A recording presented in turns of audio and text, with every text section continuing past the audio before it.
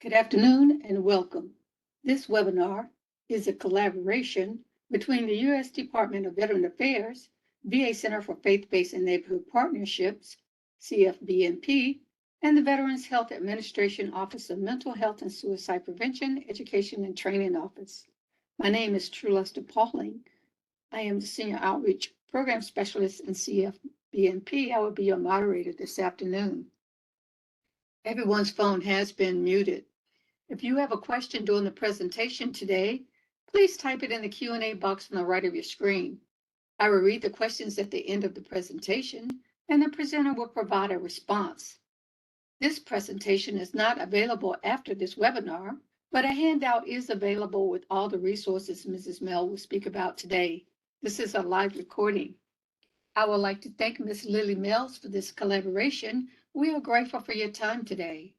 But before we get started, I would like to introduce Mr. Conrad Washington, Director of the VA Center for Faith-Based and Neighborhood Partnerships.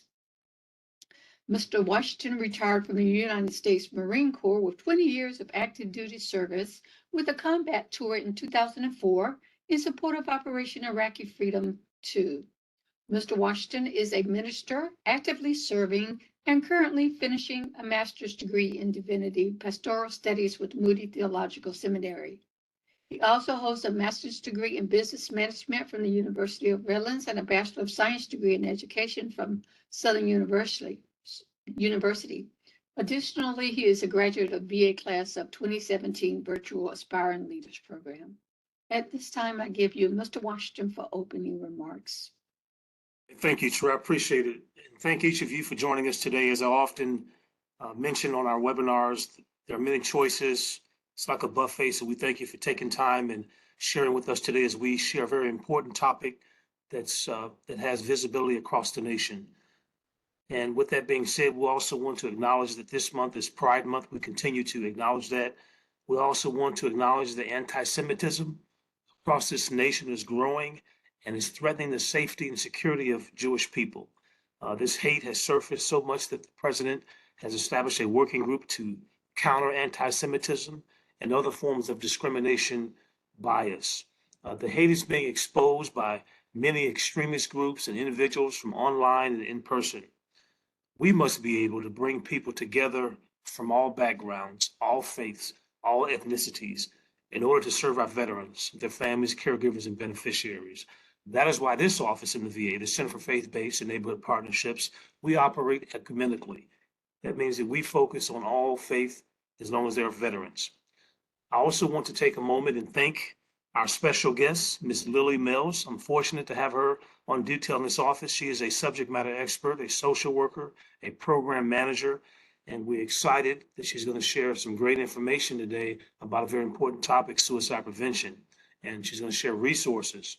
She's also going to talk about protective and risk factors. You'll hear about how suicide is preventable and that it is a national health crisis. And no, I'm not stealing her thunder because she has a whole lot more to share, right? But I do want to emphasize the fact that it is preventable. Suicide is preventable. And she's going to share with us tools and resources that can help us to help others as well. So thank you all for joining us today. Be blessed. Thank you, Mr. Washington. At this time, I would like to introduce Mrs. Lillie Mells, who will be providing today's presentation. Please read a summary of her bio to the left of the screen. Ms. Mells is a licensed clinical social worker with over 20 years of experience.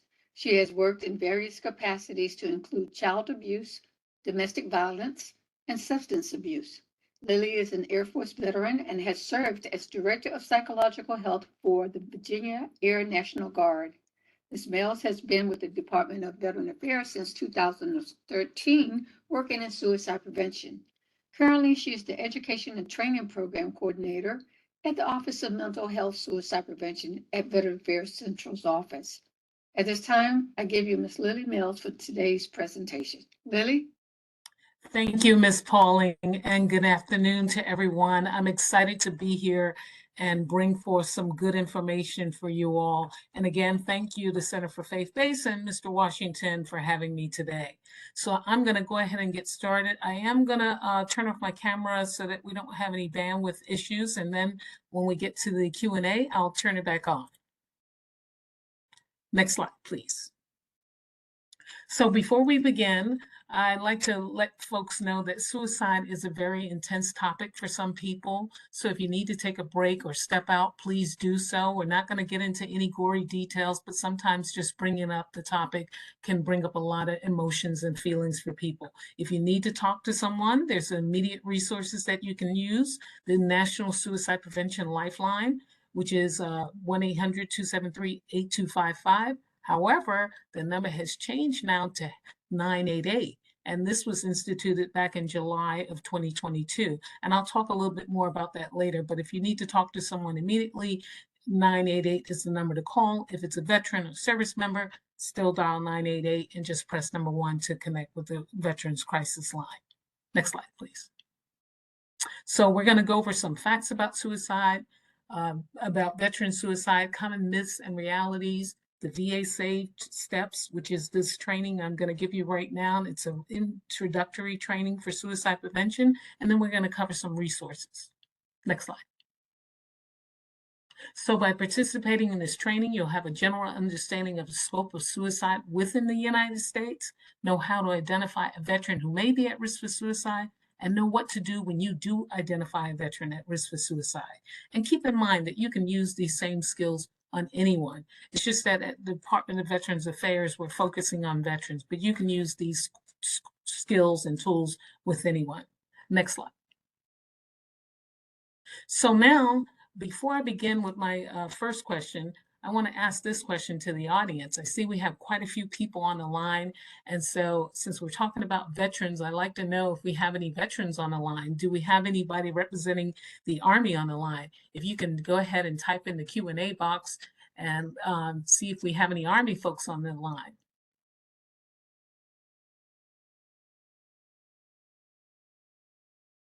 And it's true, you'll have to let me know what you see in the box.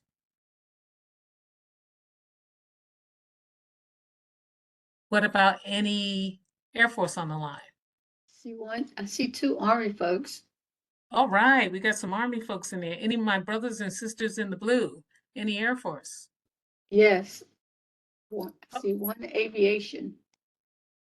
Great. What about our Marines? I know we got some Marines in the office here, but what about any Marines on the line? More Air Force. Yes, I do see a Marine. All right. What about our Navy folks? Number 5. Any Navy? Okay. Yes. What about Yes. Navy. Navy and Army? Okay. What about our Coast Guard?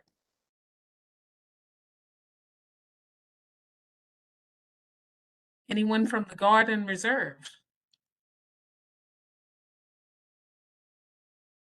Nothing yet. Okay, so I think we've covered just about everybody. And the reason I like to ask and find out who's on the line is because as a person who served in our greatest armed forces in the world, I always like to pay homage to my fellow service members by letting them know that I appreciate all that you do and I know what you bring to the table, especially when I deployed alongside every branch of the service, and you really get to have a deeper appreciation for what each branch brings to the table. So just wanted to acknowledge everyone for that. Okay, so now let's get into our training. So what are your biggest questions about talking about suicide or people in crisis? What are your biggest questions about suicide and talking to people in crisis? I want you to think about that question. You can go ahead and put it in the box. And hopefully by the time we finish this presentation, I would have answered that question for you. Next slide, please. So now I'm going to go over some facts about veteran suicide. Next slide. So suicide, as Mr. Washington said, it's a national public health problem. As a matter of fact, the VA says it's the #1 top priority for the VA, veteran suicide. It's a national issue with rising rates of suicide in the general population. And for every death by suicide, there's at least 135 individuals that are impacted.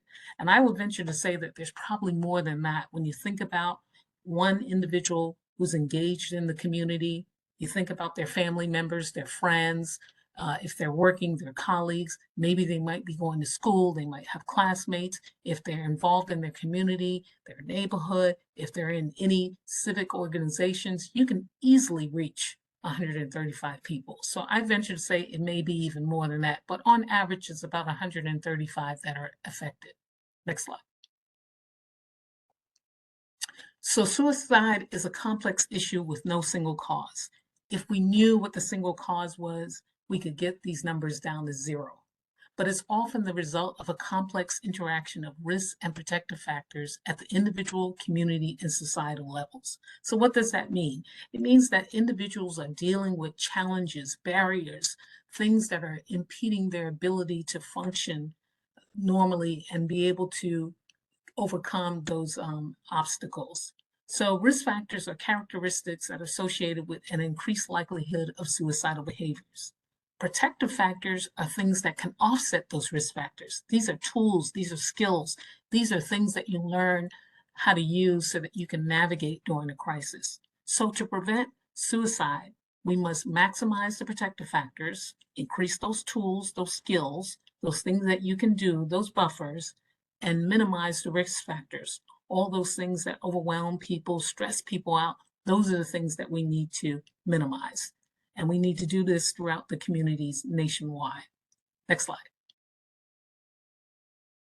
So now I'm going to go over some of those risk factors and protective factors. So right now you'll see a list up on the screen. This is not an all-inclusive list. These are some of the more prominent ones that we see more often, but believe me, we can add many more things to this list. But let's just start with what we have. So if you look at the screen, let's look at the risk factors. So risk factors, as I said already, these are the things that impede your progress. These are the things that are obstacles, challenges, barriers, things that get in the way of people living a productive life. And so a prior suicide attempt, it doesn't mean that the person may necessarily go on to have another attempt, but just the mere fact that they've had a prior attempt puts them at risk. So it puts them at greater risk than someone who has not had an attempt. Okay? Next, mental health issues. So when we talk about mental health issues, all of those issues we know about, depression, anxiety, bipolar disorder, schizophrenia, all of these things, especially when they go untreated. Anytime you have a mental health issue that's untreated, it definitely puts you at a greater risk for suicide. Okay? Next, substance abuse. So when we talk about substance abuse, alcohol, drugs, anything that's going to alter your mood and your judgment. So when you're taking substances that will alter your mood and judgment, it puts you at a greater risk for suicide because your thinking is not the same when you're sober. You're not thinking rationally when you're under the influence. So it definitely puts you at a greater risk. Next, access to lethal means. So in this particular incident, when we're talking about access to lethal means, we're talking about firearms. Firearms is the #1 lethal mean of suicide that's being used by veterans as well as civilians. So when you have access to lethal means, it definitely puts you at risk for suicide. And I'm going to talk a little bit more later on about what the VA is doing about lethal means safety, and lethal means storage. Next, recent loss. So when we talk about loss, this could be loss of a family member, friend, a loved one. This could be loss of a limb, medical issues that people are dealing with. It could be very difficult, and it definitely puts you at a greater risk than someone who's not dealing with these type of issues. Next on the list, legal or financial issues. So when we talk about legal or financial issues, especially when it may involve jail time, the mere thought of someone being incarcerated and losing their freedom definitely puts them at a greater risk for suicide. Financial challenges, the thought of going bankrupt, losing your home, losing your livelihood. These are obstacles that are put forth in front of people that lead them to being at greater risk for suicide. Next, relationship issues. Relationship issues are huge, especially relationships that fail. When you have a failed relationship, it definitely puts you at a greater risk for suicide. when you're going through a failed relationship, it's almost like you're going through the grieving process. Some of the same steps happen. There's denial, there's shame, there's guilt, there's anger. These are the same steps that you go through in the grieving process. And so when relationships fail, people become very, very vulnerable. And we have seen a lot of it in our society where we see failed relationships, we see murder, suicide. We've seen a lot of that. So it can be very volatile, and it definitely puts the individual at a greater risk for suicide. Next, unemployment. So when you're unemployed, you can't take care of yourself, you can't take care of your family, it definitely puts you at a greater risk. Just the thought of not being able to take care of your family. Imagine going home, having children, knowing that you can't feed them, you can't clothe them, or there's no place for them to have shelter. And that's the next one on the list. Homelessness is definitely a risk factor for suicide. So when you don't have a place to sleep every night, and look at the elements that we're dealing with in our society, extreme temperatures, very hot or very cold, and people are definitely more at risk when they're homeless. Okay. And as I said, we can put a lot more other things on that list, especially under risk factors, but we want to focus on those that we have right there. Now let's move on to the other side and look at protective factors. Now, as I said a moment ago, protective factors, these are those skills, those tools. These are things that you utilize when you're going through a crisis. This helps you navigate when you're dealing with those tough times. So the first thing we have on the list is access to mental health care. Like I said earlier, if you have mental health issues and they're untreated, it definitely puts you at risk for suicide. So if you have mental health issues and you have access to care and you're in treatment and receiving the care, it definitely puts you in a better position than someone who's not receiving help for those issues. Okay? Next, sense of connectedness. So when we talk about a sense of connectedness, those of you folks who typed in the box that you were in the military previously, when you think about when you were in the military, you were behind those gates. You were assigned to a unit. You knew what the mission was. You knew what your job was. And even though you may not have gotten along great with everyone there, but still there was a sense of community, a sense of connectedness. And many times when we separate from the military, whether it's retirement or your enlistment is up or your commitment is up, you kind of lose that connectiveness. And things are different once you leave those gates. It's not the same community. And so when you have a sense of connectedness, it does improve your position. There's a sense of worth. There's a sense of pride in the things that you do and what you bring to the table. Next on the list is problem-solving skills. Now, I must tell you, folks, I always get a little chuckle out of this one. I'm a gal who grew up in New York City, in the heart of New York City, and we didn't have problem-solving skills. There was only one problem-solving skill that we knew of. Can anybody on the line guess what that was? Just type it in the Q&A box. What type of problem-solving skills do you think that we used? Anybody? Just take a wild guess. There you go, fighting. That was something that we used. We used our fists because we were never taught problem-solving skills. But I will tell you, you can't just fight your way through life. And if you learn problem-solving skills early, it will help you navigate, especially when you're in a crisis situation and when you're dealing with things that are overwhelming. You will learn how to use those skills in different aspects of your life. And so if we learn more problem-solving skills, we probably would be doing better as adults. But this is something that we need to learn early on in life and keep it throughout our lives. Next, sense of spirituality. This is very individualized. Some people may do formal spiritual worship. Some people may go to a house of worship. Some people meditate. Some people read the Bible. It just depends on what works for that individual. But it can be a positive protective factor. It can be a positive protective factor. Next, mission or purpose. It almost goes back to that connectiveness. You know, when you're in the military and you're serving, you have a mission and you have a purpose.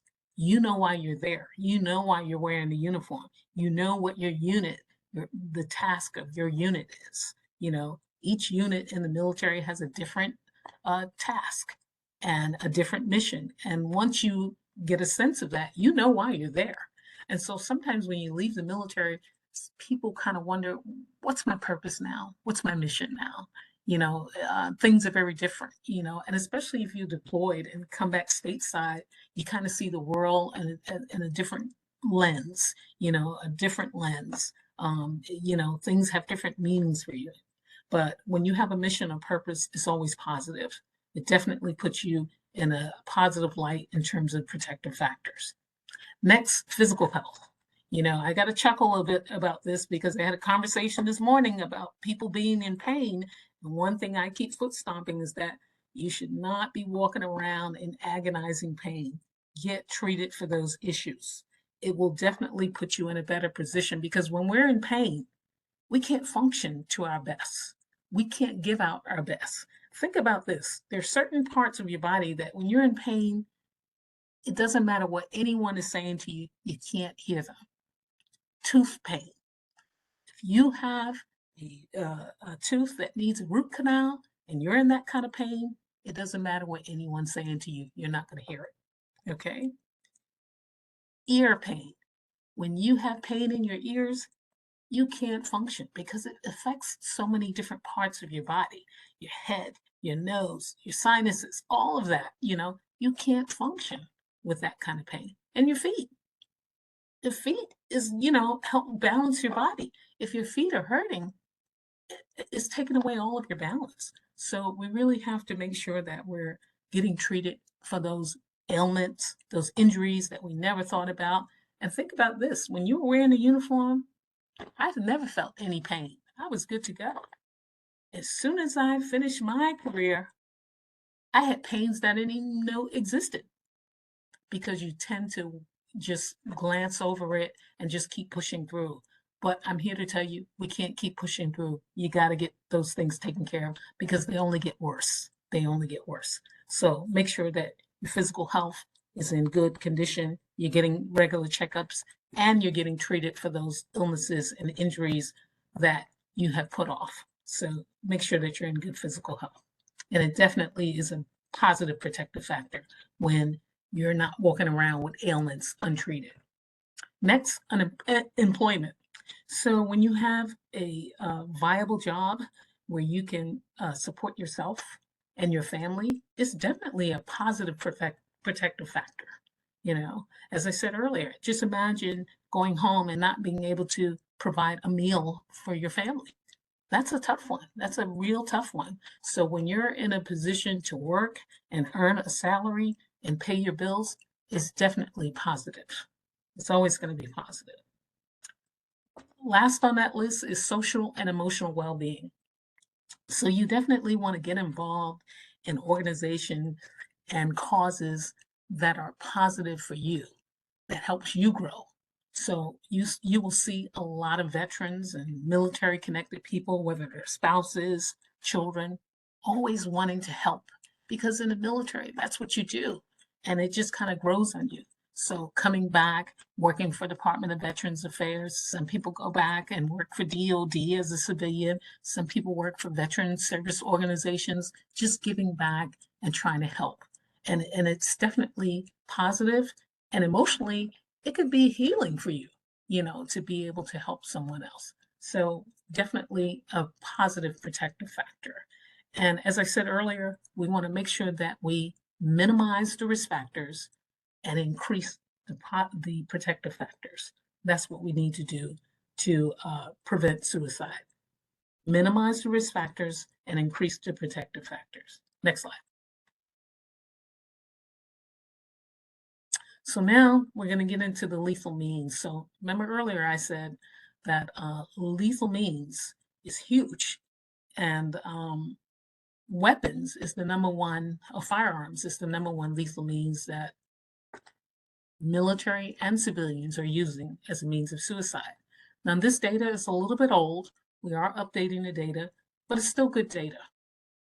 Even though this is from 2019, but look at the number one method that's being used, firearms. So look at the first one on the list, firearms.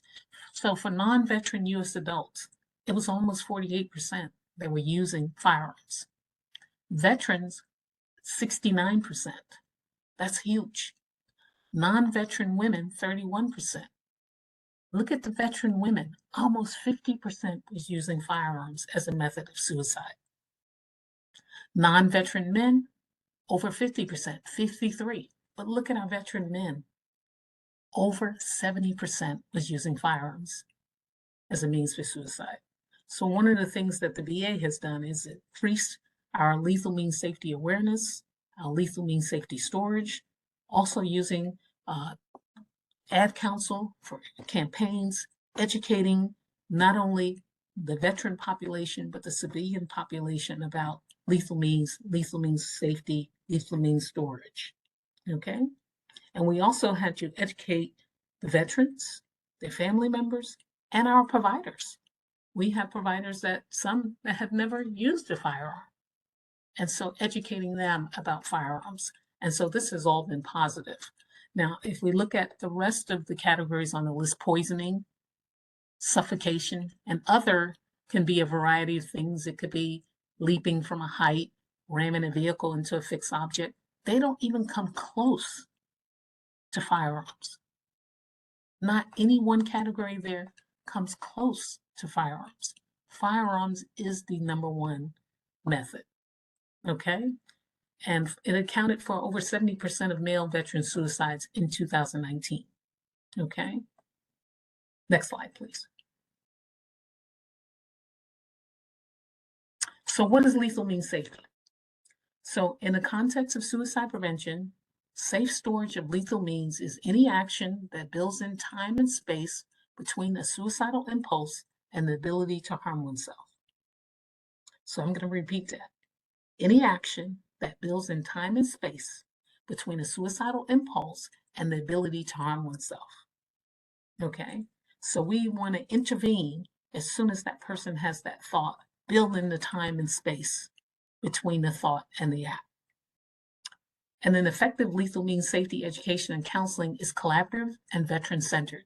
It respects the important role that firearms and medications may play in a veteran's life and is consistent with their values and priorities. So previously in the VA, if we had someone who was suicidal, or maybe they, verbalized it and they owned a firearm, the first thing that we did was alert the authorities, have the firearm removed, and that person would never get that firearm back. And what we found by doing that is that it didn't discourage people from getting a firearm.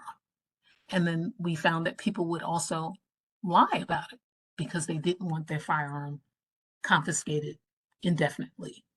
So the VA had to change the way we thought about that and do more education. And what we found is that by going to that individual and saying, listen, we understand you're in a crisis, you're overwhelmed, you got all this stuff going on.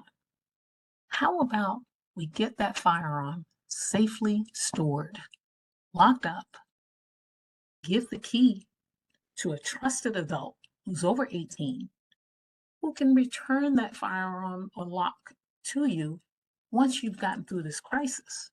And what we found is that that worked much better than just confiscating the weapon completely because people weren't going to be honest about it, And so we had to meet the veterans where they were. And so that's what our lethal means safety is about. Next slide. And so we educated our providers, we educated family members. Next slide, please.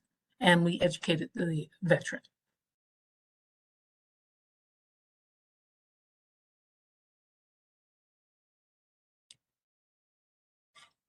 Next slide, please.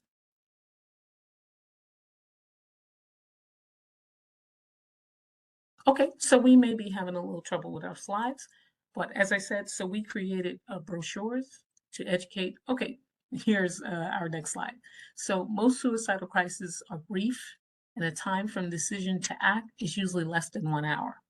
So you see in the first study that was conducted, less than 5 minutes was 24%. Less than 20 minutes was 48%. And within an hour was 71%. And so what we learned is that the key is that we have to intervene early. Once that person has that thought, time is of the essence to intervene before an action happens. Okay, next slide, please. So lethal means safety, it does work.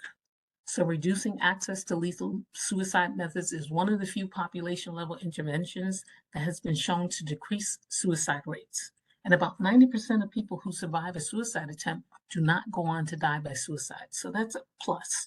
And if we can collaborate ahead of time, like I said, we work with the veterans, educating them. We work with the family members, people who are living in that household, educating them ahead of time. And then we educate the providers. And once we've done all these things, it will help to that veteran to survive a suicidal crisis and likely have prevented suicide for the rest of their lives. So that's what the VA has strived for. Next slide. Now, suicide is preventable. So get ready, guys. I'm going to ask some questions, and I want you to type your answers in the Q&A box. Next slide. So common myths or realities. So I want you to type in the box either myth or reality once I ask this question. Myth or reality? People who talk about suicide are just seeking attention. Is that a myth or reality? People who talk about suicide is just seeking attention. Is that a myth or reality? What are we seeing in the Q&A box?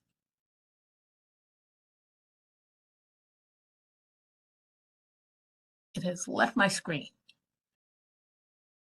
People who talk about suicide are just seeking attention. Okay. So people who talk about suicide are just seeking attention. That's a myth. Next slide. So no matter how casually or jokingly said, suicide threats should never be ignored and may indicate serious suicidal feelings. So someone who talks about suicide provides others with an opportunity to intervene before those behaviors occur. So let me give you an example of that. Let's say you have a friend, John, and John is going through a divorce. Remember what I told you guys earlier on those risk factors? Relationships, failed relationships is a big one on there. So John is going through a divorce. He's going to meet you for lunch. You guys work a couple of buildings apart from each other. He's going to meet you for lunch. So as you're walking to get to this restaurant to go to lunch, John says to you, I'm so over this divorce. I'm going to lose my house. I'm not going to be able to see my kids every day. I'm going to have to pay alimony. I'm so over this divorce. I could just walk out in front of that bus. Okay, John says that to you. So John may not have actual plan or intent to jump in front of that bus, but clearly he's overwhelmed by his situation that's going on. It gives you an opportunity to intervene with John right then and there.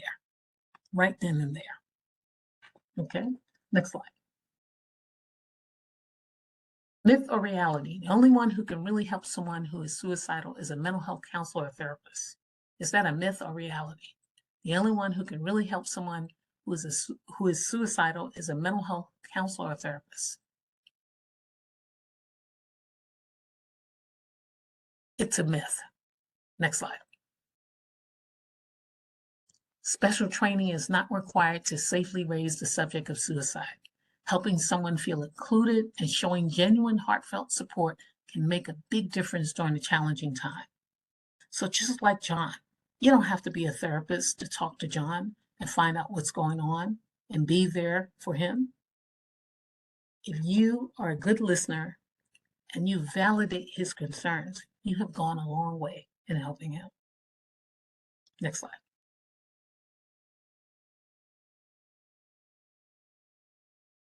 So now I'm going to go over the steps of S.A.V.E. And as I said earlier, the steps of S.A.V.E. is just the VA's introductory suicide prevention steps that anyone can use to help anyone. Next slide.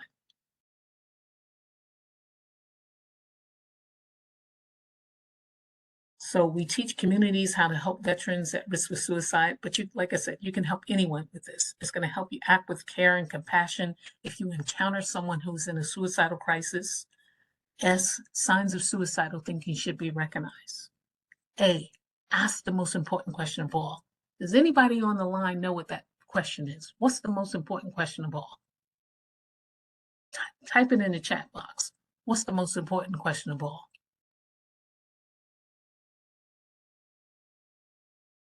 Okay, and we will get back to that question when I finish up the presentation, and you'll see if that's the question that you were put in the box.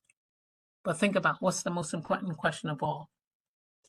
V, validate that person's experience. When you validate someone, you give them a sense of letting them know that they matter, their opinion matters, and they're important.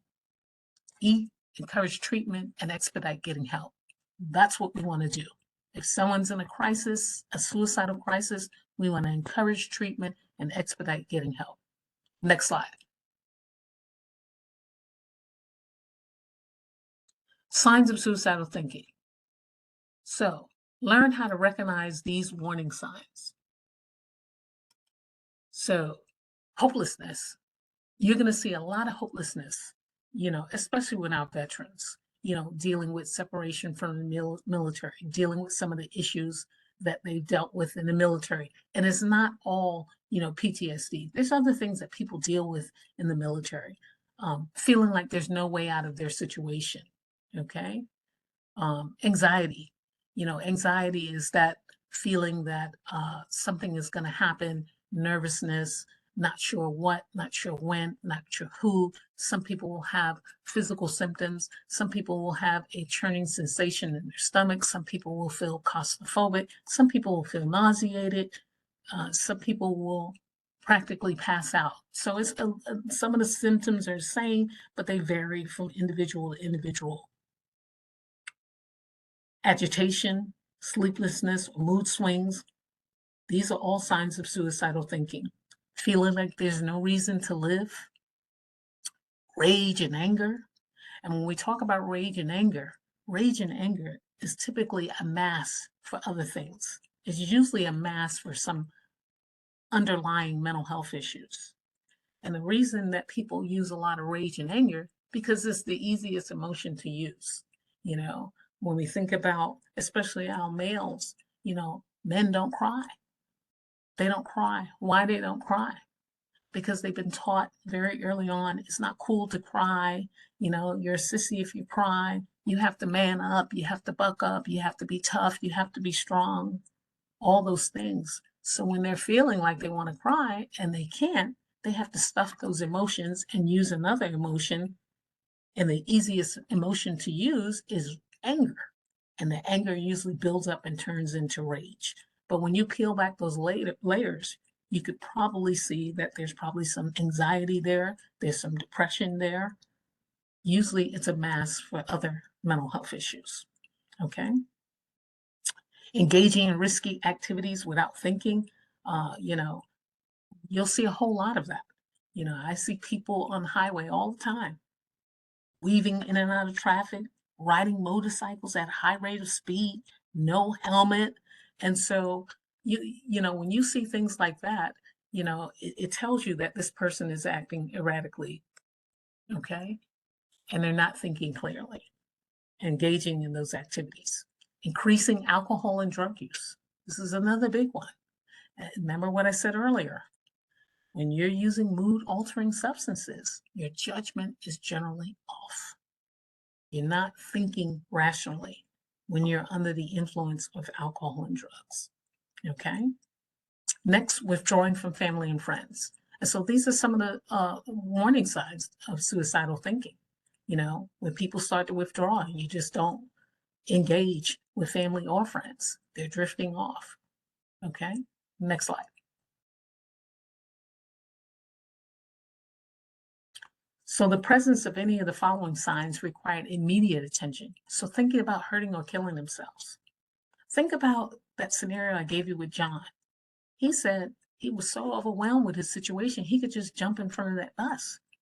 Now, maybe John didn't have a plan or intent to jump in front of that bus, but definitely he was thinking about something.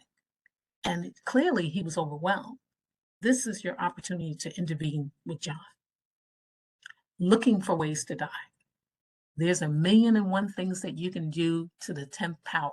And believe me, just when you think you've seen it all, there's something else. And so we've seen everything. So when you have someone who is looking for ways to die, don't think that just because you leave them in a room by themselves that they're going to be okay. There's anything that they can use, and believe me, there's plenty. You might think, oh, there's nothing sharp in the room, there's nothing they can use. Don't be misled. Believe me, people have found things to use, okay?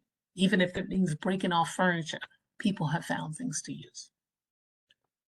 Talking about death, dying, or suicide, these are all signs of suicidal thinking. Self-destructive or risk-taking behaviors, especially when it involves alcohol, drugs, or weapons. Especially when it involves alcohol, drugs, or weapons. You know, if you're under the influence, as I said, you're not thinking rationally. If you have a weapon and you decide, oh, I want to clean my weapon now, you've got depression going on and you're, under the influence, it's a bad combination. Bad combination. Okay. Next slide. Ask the most important question of all. So I need you guys on the line to help me. What question did you see in the box? What was the question that people said? What's the most important question of all? I think I can pull up the Q&A.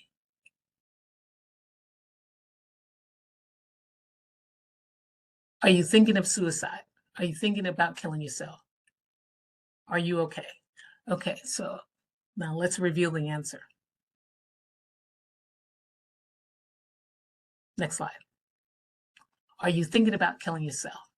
That's the question that you want to ask, and that's the way you want to ask the question. And the reason we want to ask this question this way is because we don't want to make any mistake about the answer that we're going to get. So if I say to John, who said, he could just jump in front of that bus, then you want to say, John, are you thinking about killing yourself? You want to ask him, are you thinking about killing yourself? Because if I say, John, are you thinking about hurting yourself?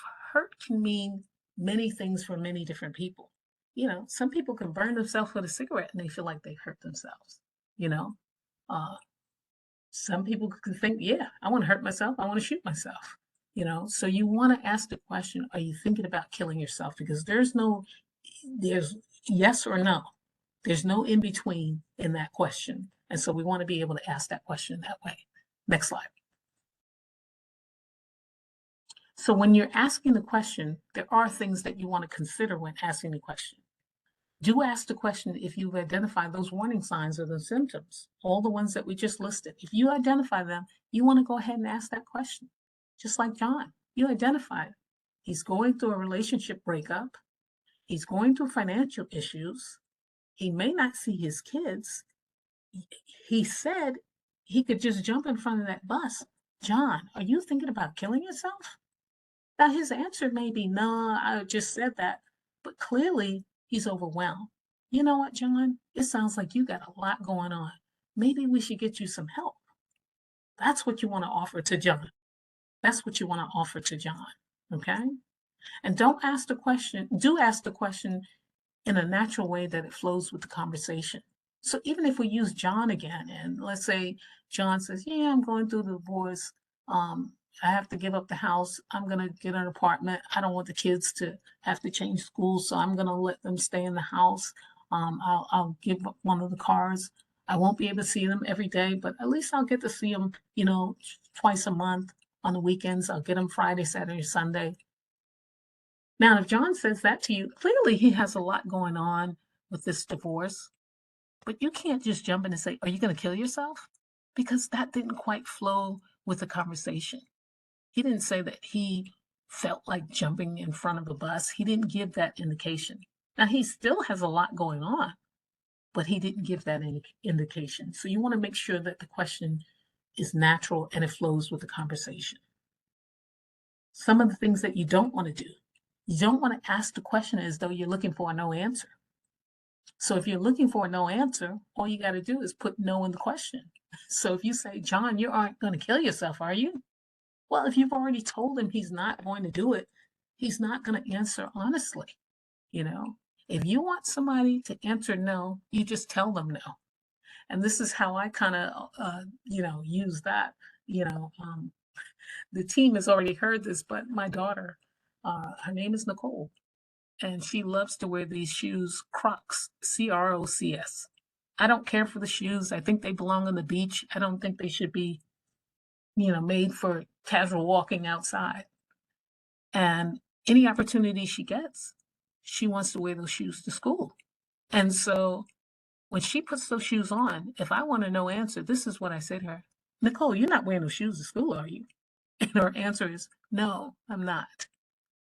Because I've already told her she's not. Now, if I wanted her to wear those shoes, I would say, Nicole, what shoes are you wearing today? That would give her the freedom to answer any way she wants. But if I say, you're not wearing those shoes today, are you? It's not really a question. I've told her she's not.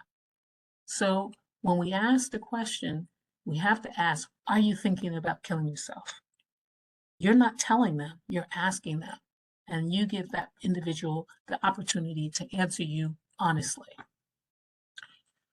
Next, don't wait to ask the question when someone is halfway out the door. So let's say you had lunch with John, but he said those things about the divorce and not being able to see his kids and financially he's going to go bankrupt and all this other stuff. And you've already had lunch with him. Now lunch is over. You've got to go back to work. Now you're going to ask him, John, are you going to kill yourself? Are you going to be able to have time to intervene with John? Are you going to be able to? He could be halfway down the block and you're asking this question now. So you want to make sure that you ask it in a timely manner where there's time to get him help. Okay. Next slide. V, validate that person's experience. I cannot emphasize how important it is to validate someone. When you validate someone, you let them know that they matter, their opinion matters. You may not be able to change their situation that they're going through, but you understand and give them the floor to vent to you and make them feel like their opinion is important. So you want to be able to talk openly about suicide, be willing to listen and allow that person to express his or her feelings. Recognize that the situation is serious. It is. Don't pass judgment. One thing we know about humans and human nature is that we can easily tell when someone is judging us. And it's a huge turnoff. And once a person gets a sense that they're being judged, they will shut down. So don't pass judgment. Reassure them that help is available. But if you validate them, you will open up a huge window for them because it would allow them to vent and tell you what's really going on with them. Next slide. E, encourage treatment and expedite getting help. So what should you do if you think someone is suicidal? Don't keep that person's suicidal behavior a secret. This is not the type of secret that we want to keep. And we've heard all the stories about the person promise and they're going to hate you if you say anything. You know what? You can hate me today, but I'm going to save your life. Tomorrow, maybe you'll come back and thank me. But in that moment, I'm going to do what I need to do to save your life. Don't keep it a secret. Don't leave him or her alone. Remember, an empty room is not really an empty room. We may think it's an empty room, but it's not an empty room. Don't leave him or her alone. Anything can be used. Try to get that person to seek immediate help from his or her own doctor in the nearest emergency room. Call 911. Reassure them that help is available. Now we have 988, which is essentially like 911 for crisis. You can get the crisis line by dialing 988. If it's a veteran, just press number 1.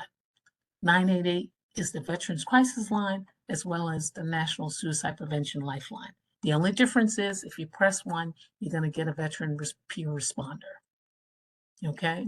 And so that was something big that the VA has done since July of last year. Changed from the 10-digit number to 988. Next slide. So when talking with a person at risk of suicide, you want to remain calm. Don't get riled up because it's not going to help the situation. Okay? Try to remain as calm as possible. You can remain calm. You can get that person to calm down. Listen more than you speak. Let that person talk. Let them vent. As I said before, they know you may not be able to do anything singularly to change their situation, but the mere fact that you allow them to speak and you're listening to them is huge. Maintain good eye contact. Act with confidence. You may not know everything to do, but act with confidence. Don't argue with that person. Stay away from those political, religious, abortion, COVID, all those topics. Stay away from them. Everybody has their heels dug in. It's a no-win situation. Use open body language. Don't be like Macaulay Culkin on Home Alone with the sharp face. Limit your questions. Let that individual do the talking. Use supportive and encouraging comments. But be honest and let that person know that there's no quick solution, but help is available.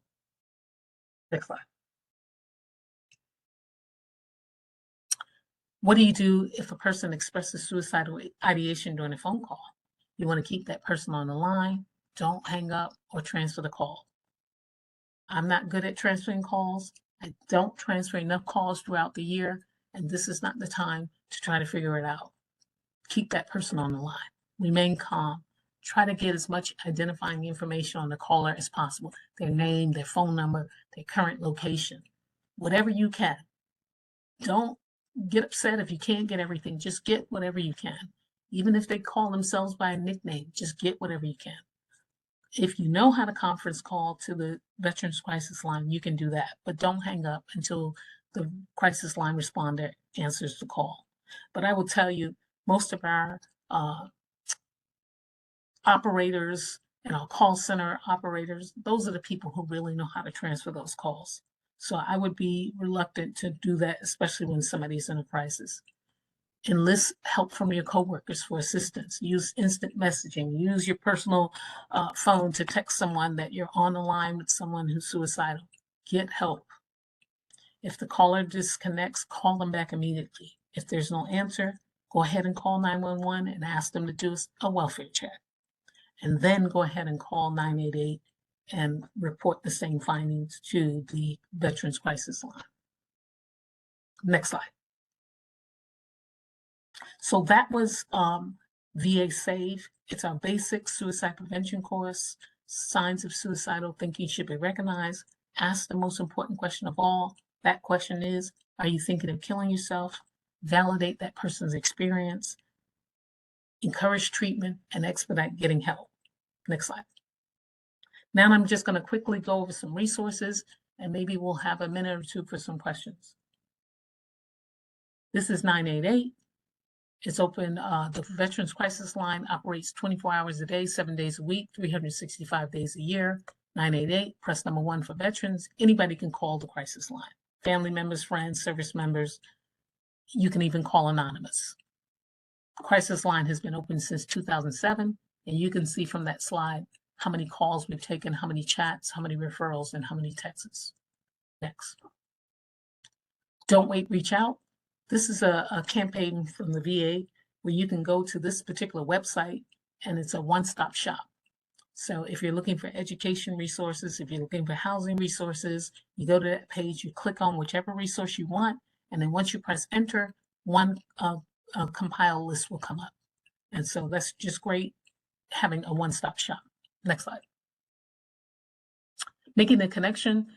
This is a website where they have vignettes from different veterans who talk about their struggles with mental health and suicide and how they got help at the VA. And so these are real veterans. And so if you want to take a look at those vignettes, and if somebody's out there thinking about getting help, this is a great video of vignettes to look at.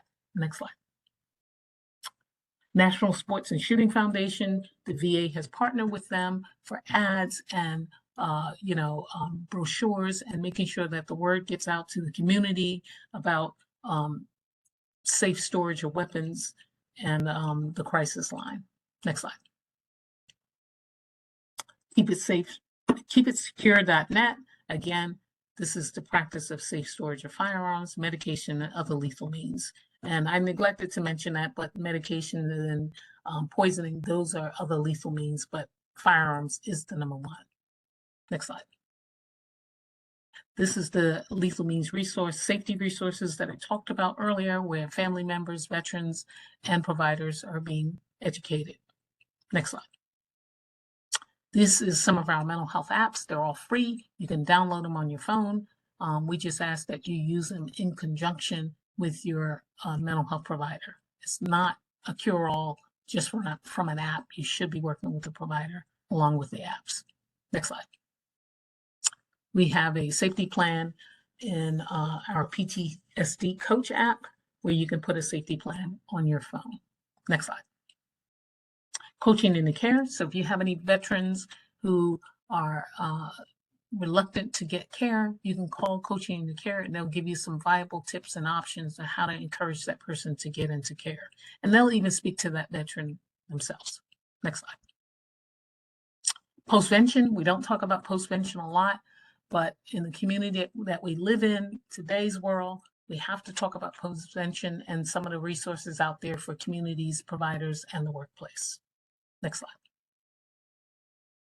Psych Armor, we partner with them. They have the VA SAVE training on video. You can log on to their website. It takes about 25 minutes. We encourage people to share it with communities that they live in to get this free training. Next slide. Okay, and that'll be it for me. So any questions, you can go ahead and I'll turn it back over to Ms. Tripp. Thank you, Lillie. We only have time for one question, and we do have one question in the box from Gordon Dotson. He is making comments and asking a question.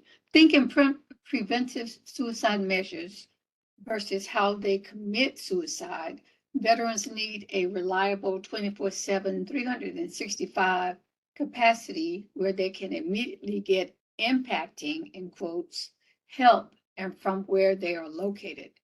What is the plan to reach the huge group of veterans that are not enrolled into programs? How do we reach them? This is great info for how we as individuals can get help. But again, what about the ones we are not reaching? Rapid response engagement is key to managing suicidal thoughts. Well, I know one of the things that the VA is doing is we're reaching out to those rural communities where a lot of those veterans do live and where they're not enrolled. So definitely reaching out to those rural communities, having events out there, partnering with the community organizations out there and giving information and actually trying to get people to enroll, you know, having benefits clinics and things like that. So actually going out to those communities and providing those services. And we do have a mobile vet van that goes out to some of these communities as well. Thank you, Lillie, for your time today. If you do have questions and you didn't get your question in today, please forward it to us. We will get them to Ms. Mells for her to provide you a response. We do have your email address so we can reach out to you. Also, her point of contact information is on the screen, as well as our team for any additional information or questions that you may have. At this time, I'm going to turn the mic back over to Mr. Washington for closing remarks. Thank you, True. Thank you, Lillie. Great job. Once again, we appreciate the information. Certainly it fell on some good ears, and I know that people are appreciative for your expertise. So thank you. And thank you all for joining us. Have a blessed day and blessed week.